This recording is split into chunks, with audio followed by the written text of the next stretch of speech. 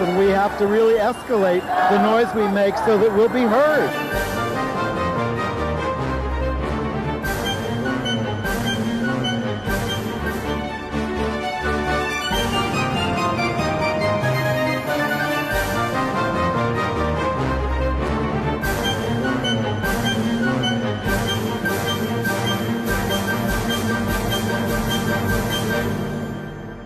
Welcome to Gay USA. I'm Andy Hum. I'm Ann Northrup. How about that, Joe Biden? I was astonished. What a guy. He did urge the passage of the Equality Act and support explicitly for trans youth. And then Sarah Huckabee Sanders, governor of Arkansas, in her Republican response promoted cruelty and bigotry. It was bracing.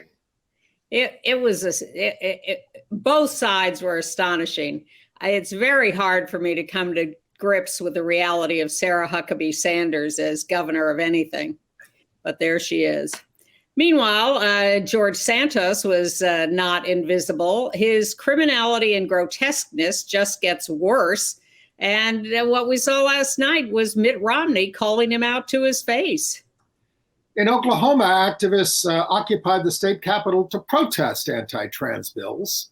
And the right wing found an angle on that, too. There is a campaign now to remount the canceled lesbian-themed high school production in Florida. A pope, an English archbishop, and a Scottish church leader get on a plane from Africa and talk gay. It certainly does sound like a joke. Our out gay ambassador to Hungary is drawing fire for being who he is.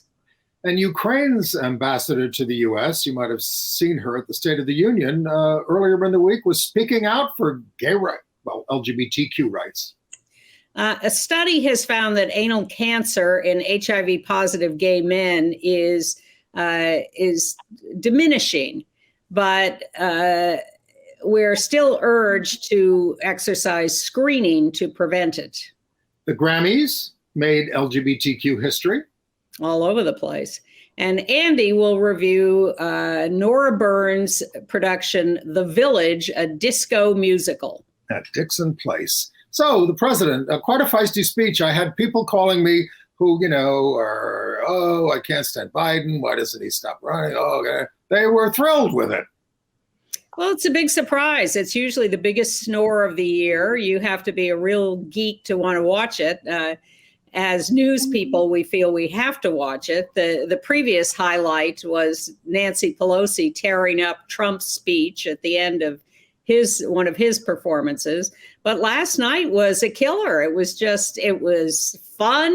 It was exciting. I was always fond of watching prime ministers' questions from Britain, where the prime minister gets up and the opposition is right across there asking questions and challenging and hooting and hollering. And, that's kind of what it was like. And Biden was totally prepared for that and performed very well. Yeah. And as some have said, I think this poked a hole in the story that he's too old, because he really was very quick on his feet and very well spoken and very on top of things. I like the clear political decision of topics to emphasize. There are a lot of things he didn't talk about that we might complain about, but what he did talk about, I think, was well chosen and well said. And if you were wondering how old he is, Sarah Huckabee Sanders said, "I'm 40 and he's 80." I mean, it was just too much. I don't know. Well, she clearly needs a little more seasoning. Maybe 40 years from now, she'll be as smart about these things as he is, because she certainly isn't now. But look, we always wait to see, how a president is going to address our issues in the course of the speech. And we did get a shout out. Let's run it. If Congress passes a national ban, I will veto it. But let's also pass the Bipartisan Equality Act to ensure LGBTQ Americans, especially transgender young people, can live with safety and dignity. Our strength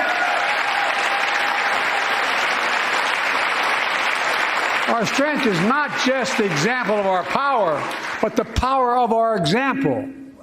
Let's remember the world's watching. And I was watching, of course, when the camera cut to Kirsten Sinema, the independent now senator from Arizona, who gets up and applauds the Equality Act when she's the person who blocked removal of the filibuster from the Senate, which would have allowed the passage of the Equality Act, which the House passed last year under Nancy Pelosi.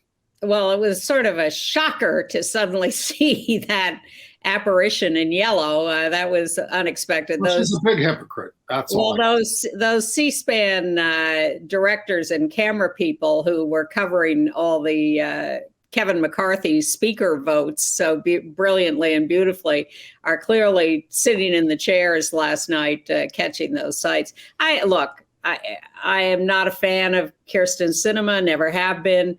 But I think it is possible to both support something and not support a particular method together. We were kind of hopeful when she came in. We reported her. All we knew about her was that she was an out bisexual and a Democrat. Well, some of us had been following her a little more closely and knew a little more. When she was first elected to the Senate, we were down on her. No, I don't think we were. I specifically went to an LPAC fundraiser and objected to the fact that they were funding her.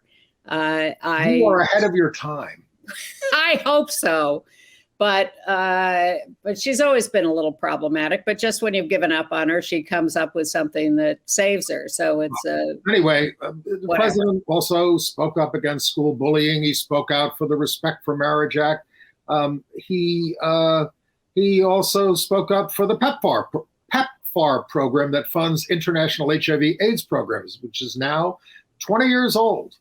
And in the category of things he could have talked about all the violent attacks on these drag story hours, the Proud Boys showing up with rifles, the right-wing assaults on the whole community, starting with Ron DeSantis in Florida and the way that is spreading like wildfire. He could have spent a lot of time on all of that, but he has to pick and choose. I felt that his references to us were a little bit of a throwaway, but certainly better than nothing. And Ms. Sanders from Arkansas attacked Biden for siding with people who can't even say what a woman is. And talked about making children hate each other on the basis of race and bragging about outlawing critical race theory education in her state of Arkansas. It was just a hateful response that she gave that was so angry and so illegitimate and they loved it at Fox News. Well, they may have, but I can't imagine the audience for that is doing anything but shrinking. It was shocking. We can only hope. Otherwise, we're in real trouble. And Mitt Romney got angry when he ran into George Santos sitting right on the aisle so he could shake the president's hand, telling him he didn't belong in Congress, that he's an embarrassment and an ass. Strong words from a Mormon. He got blocked from shaking the president's hand. Some Republican woman representative stepped in front of him just as the president was coming by, and Santos was not able to shake the president's hand. And Romney told NBC that Santos is a sick puppy. Santos then tweeted to Romney, "You're never going to be president." It's grade school. Well, that was shocking that he would be so aggressive in his response to Romney. But Santos was making news for another reason last week, and that had to do with his jewelry. All right. There he is. He's wearing that AR-15 pin. Couldn't be more disgusting. Let's go over what the AR-15 has been used for. To slaughter 49 people at the Pulse nightclub in Orlando, 58 in Las Vegas in 2017, 27 little kids and their teachers at Sandy Hook Elementary in 2012, et cetera, et cetera. Despicable. Completely. But there was I wish I could remember who, there was another representative who had a supply of these pins and was offering them to his colleagues. And Santos was one who took the pin and put it on his lapel. Well, I mean, what is the point of that? And the president spoke out strongly for an assault weapons ban, which we used to have in this country. And of course, it's absolutely nuts that we're the only country that, civilized country that doesn't. By the way, Pete Buttigieg is sort of mildly in the presidential race conversation, because in fact he did better in a New Hampshire poll than Biden did a couple of weeks ago. But he has said very explicitly that he's not considering that. And he has also said that he is ruling out running for the open Senate seat in Michigan in 2024, where he now has property and is voting from. Finishing up on Santos, we don't know how credible this is, but someone who interviewed for a job there accused him of sexual harassment, which Santos categorically denies. He used that language, which is the same thing he said when he was told. People reported that he was a drag queen, which of course he was. They had film on that. He also made illegal use of campaign funds to pay personal rent. Not allowed to do that. And he diverted tens of thousands to a gay right-wing group called the Liberty Education Forum, which claims to work to help LGBTQ people in the Middle East. But thousands also went for Santos and friends to attend their $600 a head gala that was headlined by Melania Trump and RNC chair Ronna McDaniel. And there's more reporting on the fraud at his unregistered animal rescue charity. So, shall we move to the states and the good and bad things? Well, I want to do a couple. I think we should talk about that decision from the the Fifth Circuit Court of Appeals. A three-judge panel are now weighing a Texas federal judge's order barring the EEOC from pursuing LGBTQ bias claims against employers who have religious exemptions. This is called Braidwood Management Services, which has 70 employees and says, we would not employ gay or transgender employees. It's not a religious organization. No one has sued them. So do they have standing? Well, one of the judges, Republican, said, you know, you're reading the Bostock decision out of existence. Anybody can say I'm opposed to this, and they can opt out of what the Supreme Court said. But the other two judges were like, well, you know, it's pre-enforcement, but it's ripe for review. And, you know, they're always looking out for religion and never looking out for us. And the other Fifth Circuit decision, which does affect LGBTQ people, they issued the most radical Second Amendment decision in U.S. history, saying our ancestors would never have accepted disarming domestic abusers because domestic abuse was not a crime. Let's take a step back on that. The law that was passed that was being challenged was barring people who had been convicted of domestic abuse from owning guns. So the right wing went into court, and because they defend all gun ownership and use, and said, no, that's not legitimate. And the court said, well, you know, you're right, because in the 18th century, it was not illegal to beat your wife or shoot her, I guess. So, or at least own a gun, no matter what you'd done to her. So clearly the Constitution does not prohibit people from owning guns just because they're domestic abusers. And so therefore, we're getting rid of this law. Believe it or not, court watchers think this is something that the Supreme Court will not uphold because of what Roberts and Kavanaugh, I think it is, have said about this before. Yeah. Yep. Well, all this stuff is going to end up in the Supreme Court, including the Colorado trans cake, and we'll see where they come down. But we are certainly on a potential path to a theocracy, wiping out Well, why don't we get a new form of government? What are we waiting for? All right. They're not waiting in Oklahoma. On Monday, LGBTQ activists and allies gathered at the state Capitol building. There they are, to protest bills that would ban gender-affirming care for those under 26 and further restrict it for minors. Out trans legislator in Oklahoma, state representative Mauree Taylor, said, I live and work in a body where I could come to work on a Monday morning and get a death threat just for showing up as Black, trans, Muslim, and gender diverse in Oklahoma. It was a peaceful protest, but anti-trans activists such as Chaya Raichik, who's obsessed with us over there on the libs of TikTok, called them insurrectionists and domestic terrorists. There was no clash with the police, no violence, and they weren't armed with anything more than a plea for justice. Yeah, I mean, the right wing said, hey, you prosecute the January 6th people who attacked the Capitol. How is this any different? Look at that mob. And the answer is they weren't breaking windows. They weren't bashing cops. They weren't breaking into offices. They were just holding a demonstration on public property. In Virginia, go ahead. Good news from Virginia. The Virginia House Committee killed 6 anti-trans youth bills. They were around medical care for trans youth and school sports accessibility. So the House of Delegates has a narrow Republican majority. Well, they killed these bills. But in the Senate there, which has a narrow Democratic majority, they approved a resolution to repeal the amendment to the state constitution prohibiting same-sex marriage. It passed 25-14 in a bipartisan vote.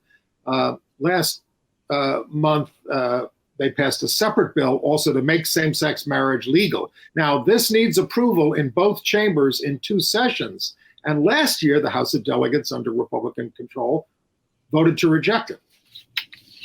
In South Dakota, the House there passed a bill to forbid gender-affirming care for trans youth.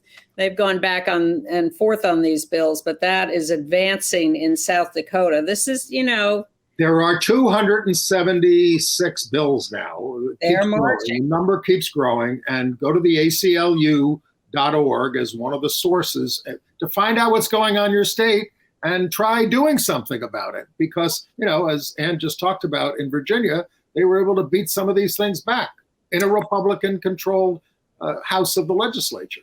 Well, please get to work in Wyoming, where the Senate has passed a bill that makes trans medical care for youth a felony. That is making its way through the Wyoming legislature. Good news in New York State, the state legislature passed the ERA. Yes. And that includes explicitly sexual orientation and gender identity now. It does.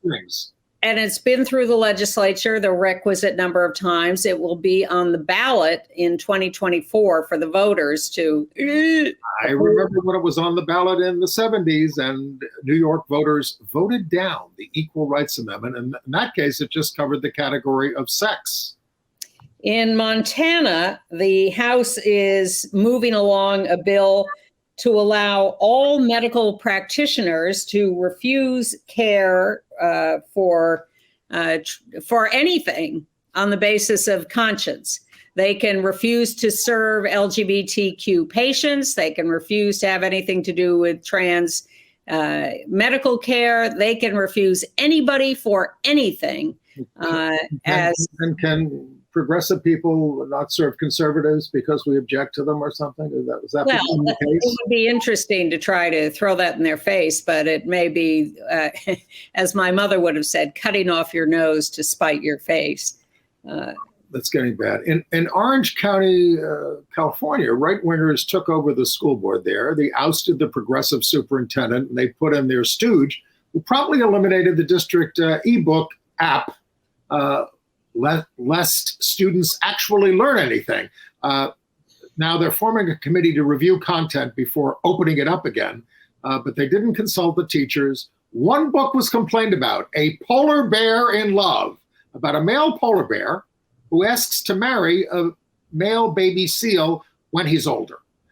Now, it sounds a little kinky, but nothing really salacious. And it turns out the book wasn't even on the app. And the actual plot of the book is a polar bear falls in love with a seal, and the seal thinks the polar bear is trying to eat it.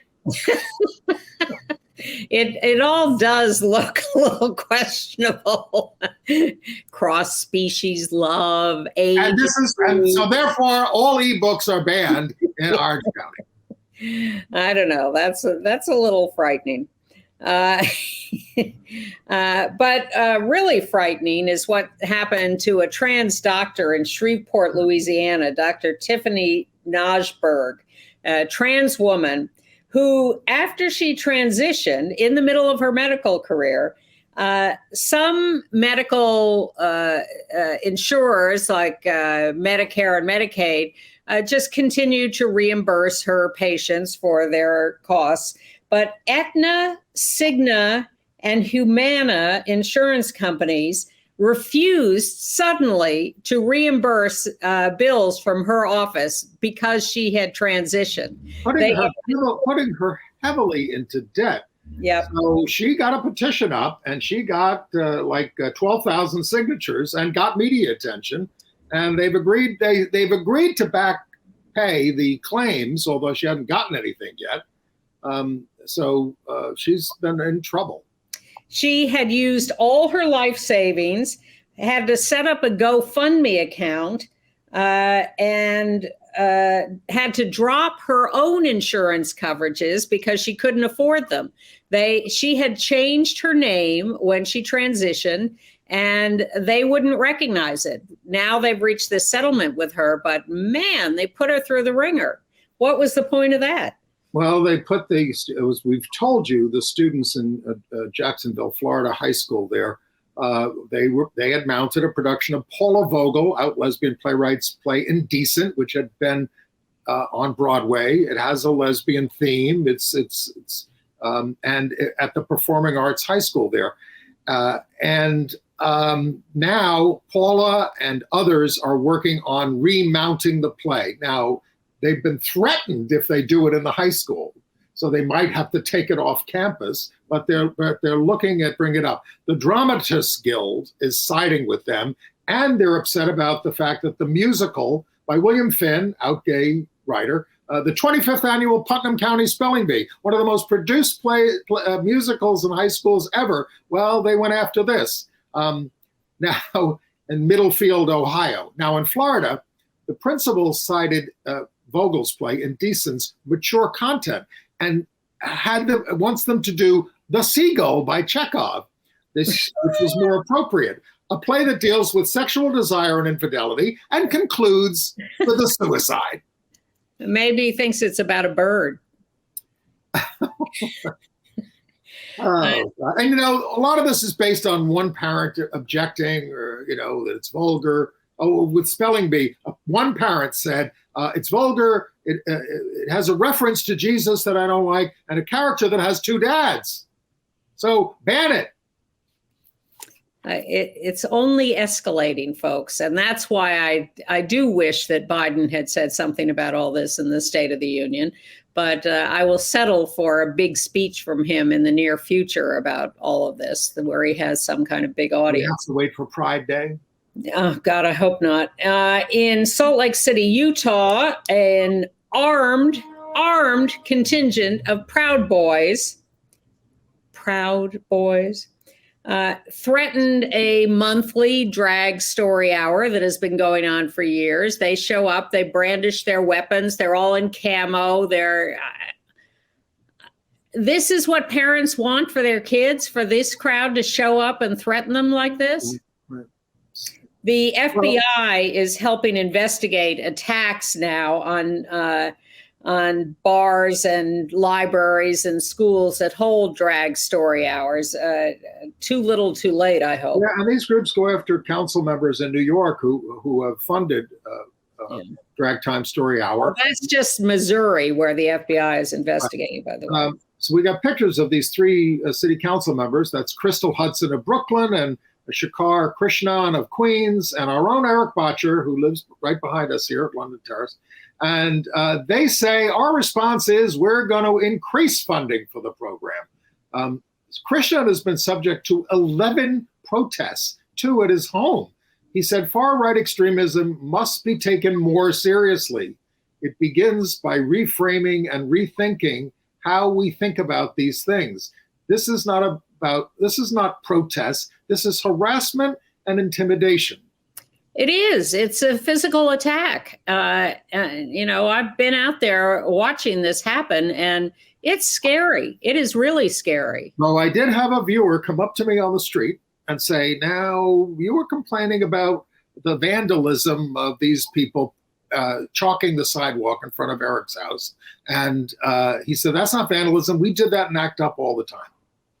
Well, we didn't call people groomers and pedophiles and with chalking in front of their house. We did put a condom on Jesse Helms. Maybe murderers. That's an entirely different thing. The condom on Jesse Helms' house may have been a little cheeky, but I refuse the comparison. Okay. Meanwhile, in Kansas City, a Christian K through 8 school, the Envision School, has now lost funding and had to close because they have talked openly about their support for LGBTQ kids. A Christian school, they've been doing it for years. They've been a very progressive school this way, and they finally started talking about it more openly, and boom, the funding disappeared and the school has had to close. More on religion later. Very Christian. In New York City, we've told you about a series of robberies and druggings, including killings of patrons of gay bars and some non-gay venues in New York. Now, this is not exactly part of that. Two guys outside the Eagle Bar right in our neighborhood here. We have a wanted poster of the alleged perpetrator. They lure inebriated customers leaving the bar into a car, hold their phones up to their faces to open up the phones through facial recognition, and then use the phones to make unauthorized purchases. They robbed these guys of $1,000 to $5,000 in October and November, and a man and a woman also at a hotel in New York, the Hotel Chantel. So this is not related to the druggings and killings, but it's the same kind of MO. Watching people come out of bars, importuning them, maybe drugging them, and robbing them, and not caring if they die. So the newest thing to add to your list of protective moves is disable facial recognition on your phone before you go to a situation like this. Where you're going to drink, okay. Yeah. I actually want to throw in a couple of pieces of good news. We've been watching Pennsylvania and special elections that were held there yesterday. We're taping on Wednesday. This was a Tuesday special election for House seats in Pennsylvania. Now, Pennsylvania's legislature, its two sections of the legislature have been Republican controlled for a long time. They've had a Democratic governor and they have a new Democratic governor, but the legislature has been very Republican.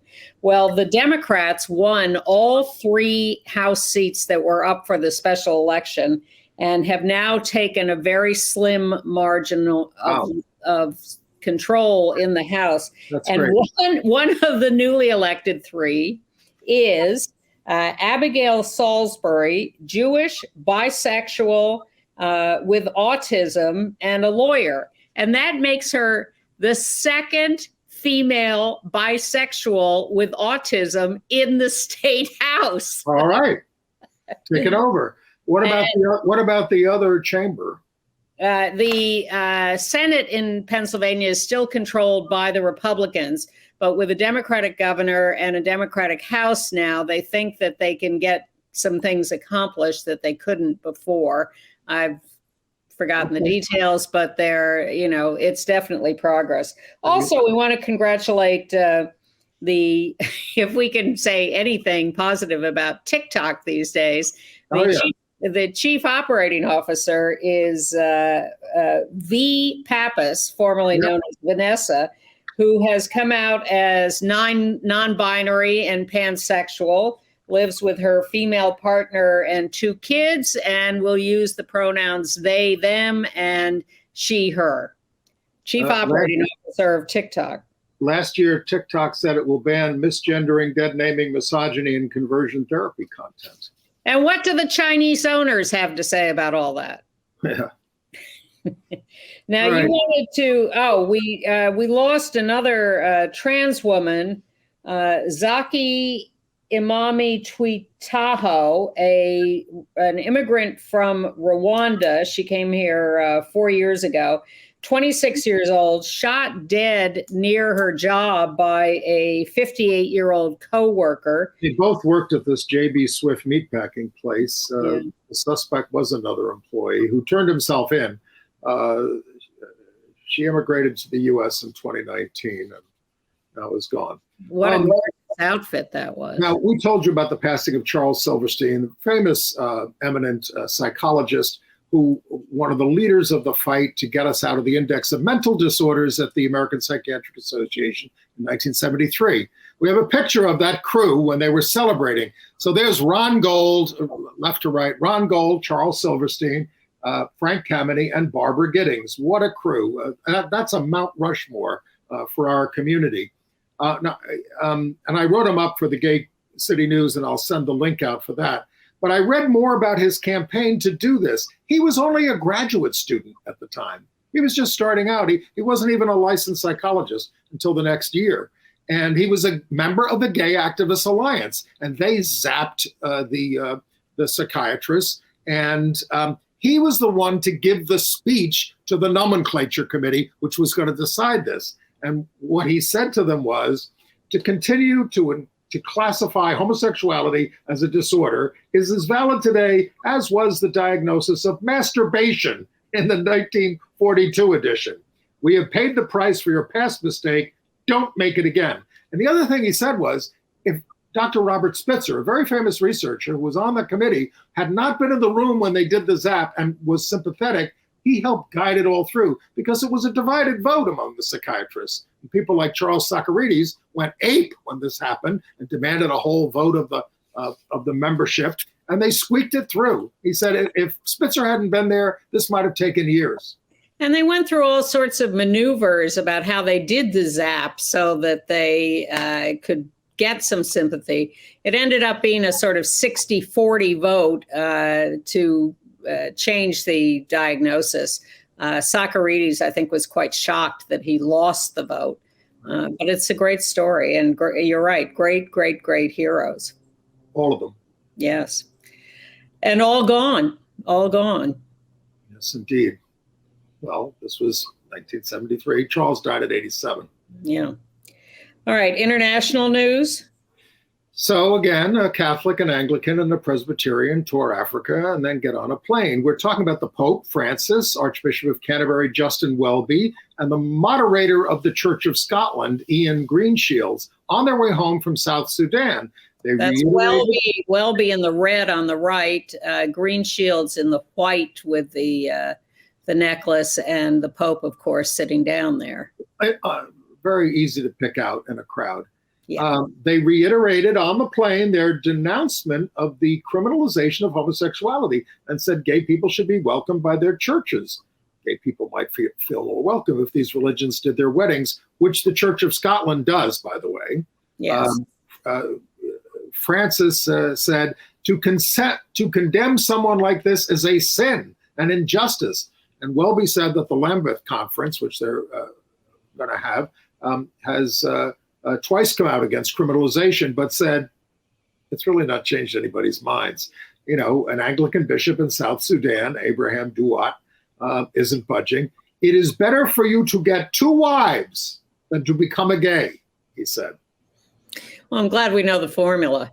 Welby was quite enthusiastic about the Pope's energy around decriminalization, but he's in the Lambeth Conference this week, sticking right to his, quote, neutral, unquote, position. And Peter Tatchell is out there this morning demonstrating against the hypocrisy of Welby and the Anglican Church for its supposed sympathy, but refusal to challenge the gay haters around the world. Well, look, I make no excuses, but I mean, if it was just the Church of England, I don't think it would be a problem. But he's seen as the leader of the Anglican Communion, and that's where the rub comes in.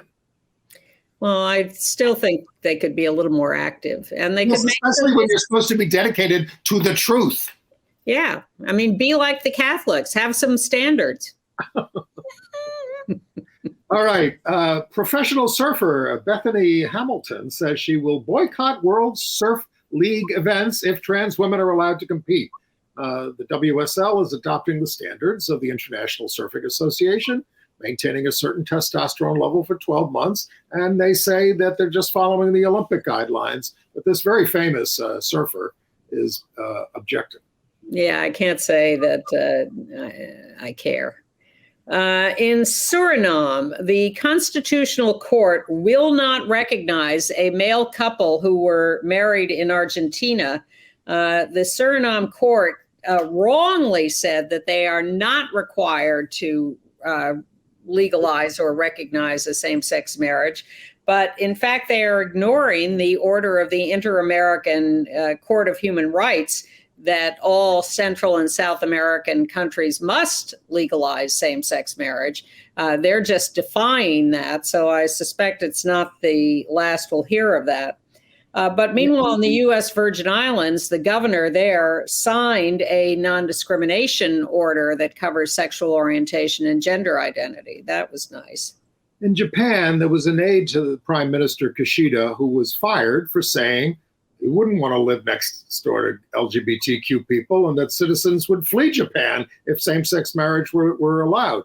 So LGBTQ activists held a press conference this week demanding that the government enact non-discrimination and legalization of same-sex marriage ahead of Japan hosting the G7 summit in May.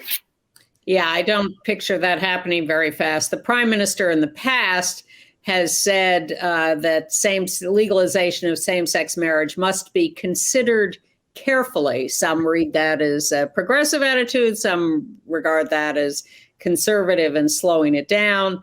But at least he didn't come out against it completely.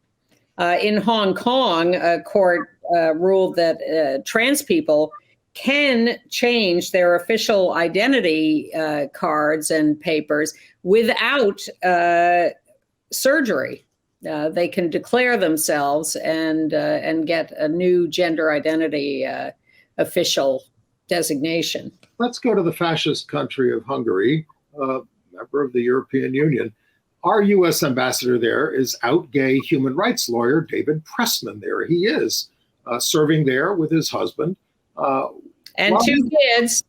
But while he was being confirmed, opponents floated a dinghy on the Danube outside the embassy. It reads in English, "Mr. Pressman, don't colonize Hungary with your cult of death." He kept a photo of it. He keeps a photo of it on the wall behind his embassy desk. Now, the pro-government TV there denounced him as a diplomatic provocation, and a guest on the show called him Madam Ambassador, so third grade. Pressman says Hungarian state media ape Russian tropes, and he confronted the government on its reliance on Putin. But all they want to talk about is culture wars there. Nevertheless, he says he thinks Hungary sees its future in Europe, the US and the West, not Russia and China. I mean, that's the thing. Hungary wants to stay in the European Union, wants the benefits, but then, is culturally sympathetic to the Russians. Well, this is a strain that's common in Eastern Europe, but we knew sending a gay ambassador into the belly of the beast in Hungary with Viktor Orban was not going to be an easy lift. I think this guy's doing great and standing up openly and proudly and confronting it. I'm proud of the United States for sending him there, but he is suffering the predicted slings and arrows, and it's not easy. Standing up for what were traditionally American values, but of course the Republican Party has aligned itself with Orban. Yes, the Republican Party. Tucker Carlson did a show from over there. They held the CPAC conference there. It's terrible. But contrarily, the Ukrainian ambassador to the United States, Oksana Markarova, spoke last week in very pro-LGBTQ and intersex people support and the rights they deserve. and did it in the name of all the LGBTQ and intersex people who have served in the military for Ukraine in their war with Russia. The faster we can stop any discrimination, the faster we will win, not only on the battlefield in Ukraine, but we also will win globally. The event was organized by QUA, LGBTQ Ukrainians in America, the Ukrainian Union of LGBTQ Military, and Kyiv Pride. She's the first Ukrainian ambassador to speak at an LGBTQ specific event in the United States. And of course, she was an honored guest at the State of the Union. In a little more murky territory, in Malta, an ex-gay man is self-described, is going around promoting conversion therapy. And he is now being prosecuted for that promotion of conversion therapy, because conversion therapy is illegal in Malta. Do we want to prosecute people for free speech? I don't know. So we told you, are we on to AIDS news? Yes. We told you how the Tennessee governor has rejected $8 million in federal funds for HIV prevention from the CDC because a little bit of it goes to Planned Parenthood and some of that goes to trans programs. All right, so that was the deal. Reject all the funding. He says, oh, we'll make up the funding somehow. But Tennessee's lone Democratic Congress member is recommending that the service organizations that are essentially being defunded go directly to the CDC, go to HHS, and get the funds that way. I hope they will express these payments and make it happen, because otherwise you're going to have a surge in HIV infections and deaths in Tennessee. Sure. And can the federal government hand out those grants directly without going through the State Department of Health? I don't know. I don't know either. They ought to be able to. Well, you would think so, but maybe someone will tell us. Okay. Now, what's the story about anal cancers? So there's a study in the Netherlands that found in recent years that gay men with HIV are less likely to get anal cancer than before. In the general population, 1 to 2 people per 100,000 get anal cancer. Among HIV-positive gay men, it's been 85 out of 100,000. But since 2013, there's been a 40% drop in that rate.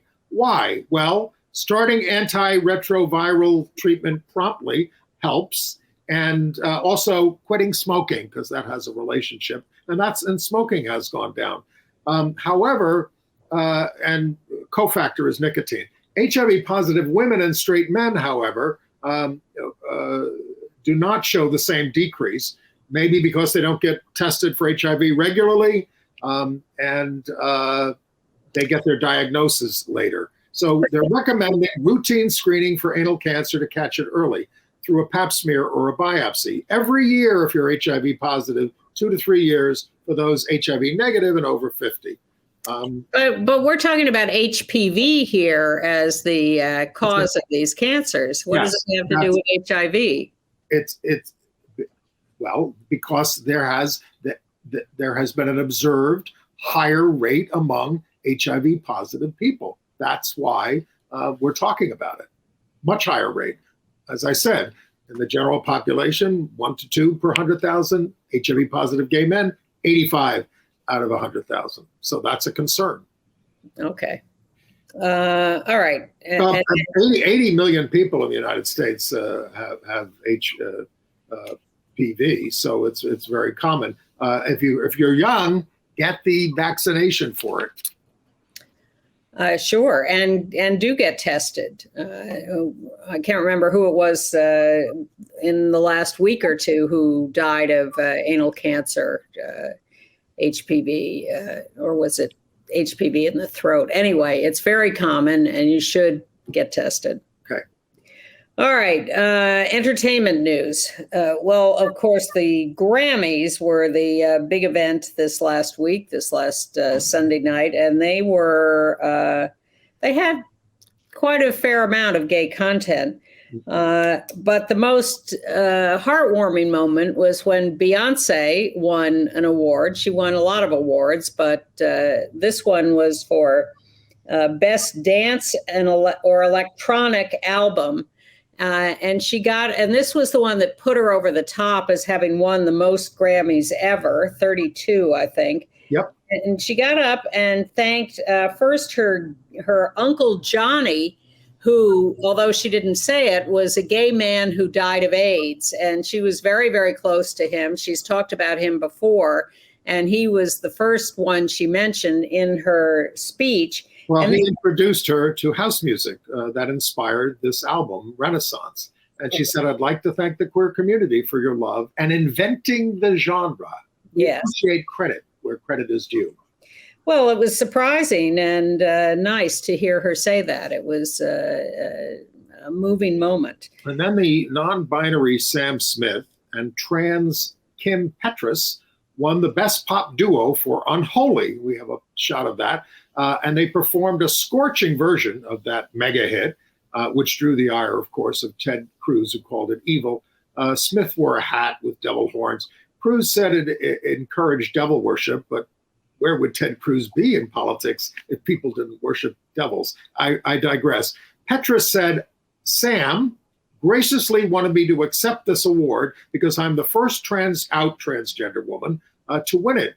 She thanked the transgender legends who kicked down the doors so I could be here tonight. And she thanked Madonna, who introduced them for fighting for LGBTQ rights.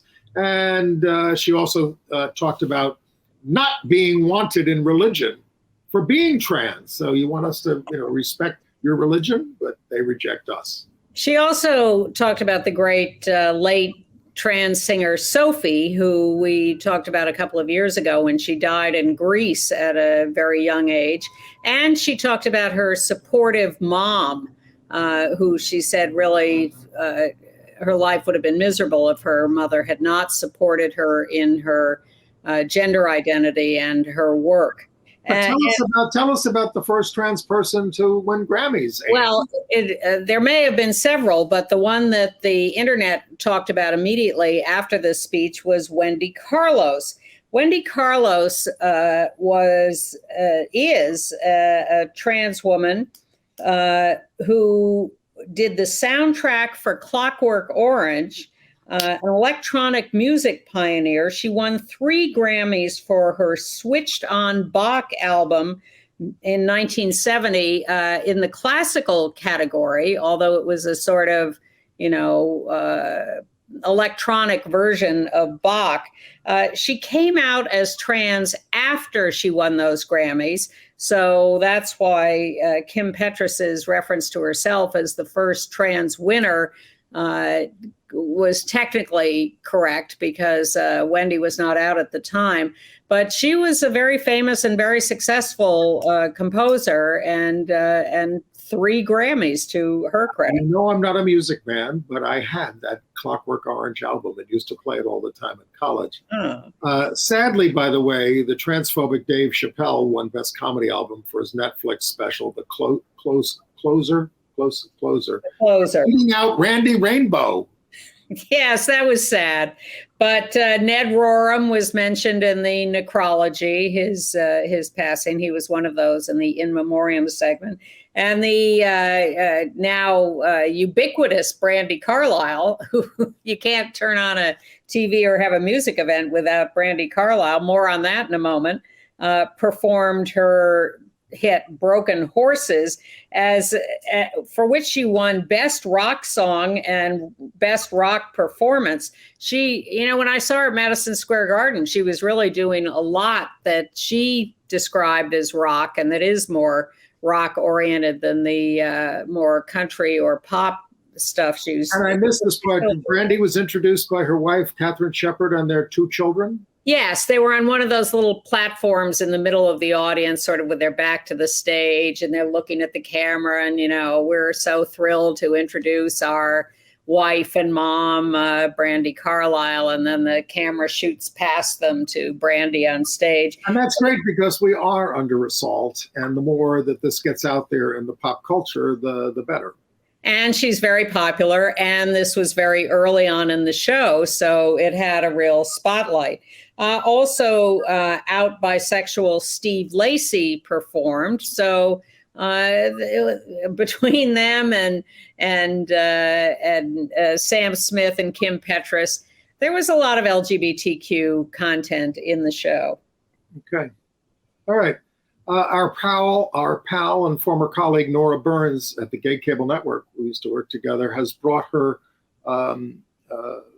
visit to 1979, The Village, a disco musical, to Dixon Place through February 24th. It's a very trippy trip down memory lane for us older folks, and kind of a hilarious romp for everybody. It's got sex, drugs, and disco, not rock and roll. Yeah. So and there's Nora, second from the right, sort of hiding a little in the back, the blonde. And over there on the left is one of our viewers, Chuck Blasius, who plays Old George in this thing. He's pretty funny. So go to Dixon Place. It's a great cast. Go to dixonplace.org for more information. And I'm going to something tomorrow night at the center that's quite the event that you can't get into because it's sold out, but is going to be available on video. Joan Byron, Jeb, J-E-B, is a legendary photographer, particularly in the community, and particularly of lesbians. And in the 1970s, 80s, 90s, she was all over the place doing this. So she, at the center here in New York tomorrow night, is recreating her Dyke Show, which is photographs from that period, and photographs of lesbians over many, many years. And they're opening a show at the Leslie Lohman Gallery here on March 10th, Images on Which to Build. And it's going to include a video of this event tomorrow night. So starting March 10th at the Leslie Lohman Gallery, you can see Jeb's Dyke Show, which should be raucous. It's going to be a full house tomorrow night of lesbians happy to see pictures of themselves. Well, speaking of gay photographers, you've got Richard Avedon at the Metropolitan Museum of Art. His big blow-up photographs, including the Andy Warhol factory people. Have you seen the show? No, not yet. I'm going to go this weekend. I've been looking at pictures of it in various reviews and trying to figure out whether it includes the picture of the naked ACT UP demonstrators in the middle of 8th Avenue outside. I think it was the Republican convention one year. I don't know. Another George Santos note. He told potential donors in 2021 that he had been a producer of Broadway's Spider-Man Turn Off the Dark. An odd choice since it lost $60 million. But Santos, of course, had nothing to do with it. Well, speaking of Broadway, Justin David Sullivan has made themselves ineligible for the Tonys because they are non-binary, and they object to the fact that the Tony Award categories are gendered as male or female. They play a non-binary character in and Juliet, and they've gotten great reviews. The Tonys say they are working thoughtfully to discuss change. Okay. I don't know. My objection to, I don't know how best to do these categories because they were set up to make sure that women got awards and not just men. But when you put everybody in one category together, first you risk imbalances, but do you then give out half the awards if you have one category instead of two? Do you need 3? Do you need 10? What do you do? I don't know. They're just trade shows. They are. And I guess not a trade show, but in California, Portia de Rossi surprised, I assume it was actually a surprise, Ellen, her wife of, I don't know what now, they've been married a dozen years, with a surprise vow renewal. That is Kris Jenner performing the ceremony. Brandi Carlile was there singing.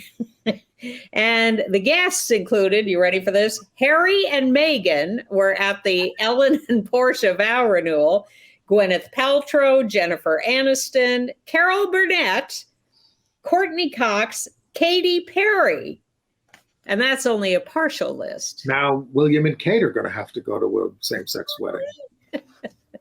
All right. I saw 2 exhibits at the Guggenheim Museum that I want to recommend in New York. The first is from Nick Cave, Oh, I didn't know. He's an installation artist it's called For Other More, which is a new word that reflects his lifelong commitment to creating space for those who feel marginalized, especially working class communities and LGBTQ people of color. He's interrogating the promises, fulfilled or broken, that the late 20th and early 21st centuries offered to the other. Now that's through April 10th. Well, I was curious when I saw this because it looks quite intriguing. He's a Black gay artist, and all of that sort of shines through this work. Did you like the work? Yes, it's and it's on 3 floors, so it's different kinds of things. But the main Guggenheim is that spiral thing, and that's all Alex Katz. It's called Gathering. He's still alive. But this is only until February 20th.